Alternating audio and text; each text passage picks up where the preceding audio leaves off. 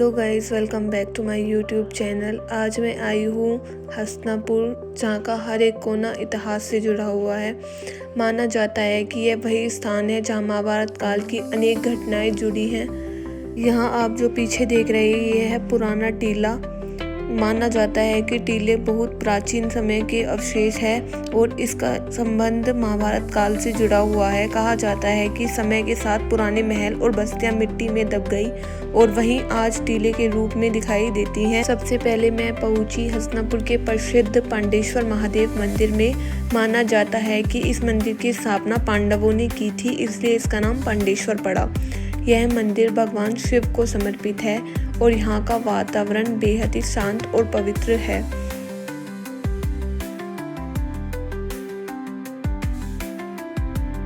कहा जाता है कि महाभारत काल में पांडवों ने यहाँ भगवान शिव की पूजा की थी, इसलिए यह स्थान आस्था और इतिहास दोनों दृष्टि से बहुत महत्वपूर्ण माना जाता है।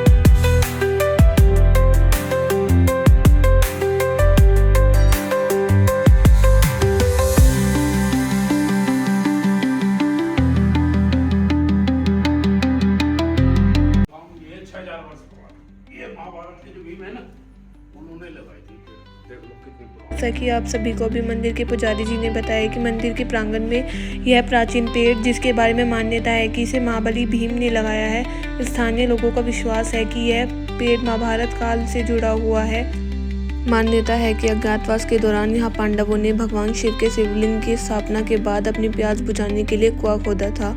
यह कुआं उनके प्रवास के दौरान पानी की आवश्यकता को पूरा करता था और आज भी मंदिर परिसर का एक महत्वपूर्ण हिस्सा है। इस स्थान को शिव पुराण में वर्णित शक्तिपीठों में से एक माना जाता है। कहा जाता है माता सती का एक अंग यहाँ पर गिरा था और पौराणिक मान्यताओं के अनुसार मां जयंती पांडवों की कुलदेवी थी। महाभारत युद्ध के में विजय प्राप्त करने के लिए पांडवों ने भगवान श्री कृष्ण के परामर्श पर इस स्थान पर माता की पूजा की थी और माता ने प्रसन्न होकर उन्हें दिव्य अस्त्र शस्त्र प्रदान किए थे। इस मंदिर में माता पिंडी के रूप में विराजमान है, जिन्हें माता काली का स्वरूप माना जाता है।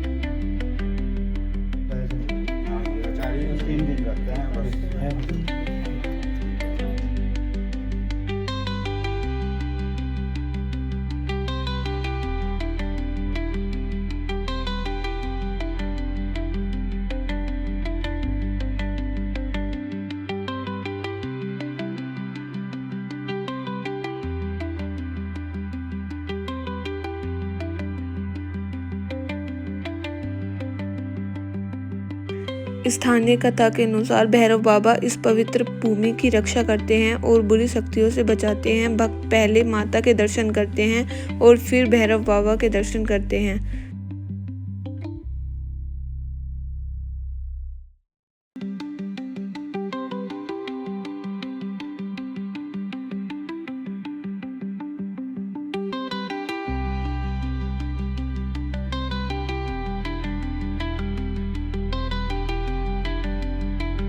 हर तीर्थ स्थल की अपनी एक कहानी होती है और इस जगह की कहानी जानने के लिए हम सुनेंगे यहाँ के पुजारी जी से, जो वर्षों से इस पावन धरा की सेवा कर रहे हैं। यह आदिकालीन बताई जाती है, पुख्ता प्रमाण नहीं है।